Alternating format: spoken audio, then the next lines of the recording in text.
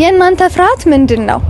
ብዙዎች ሪል ስቴት ለመግዛት ሲያስቡ ትልቁ ፍርሃታቸው በጊዜው ሰርቶ የሚያስረክብ ታማኝ ድርጅት እናገኛለን ወይ የሚለው ነው።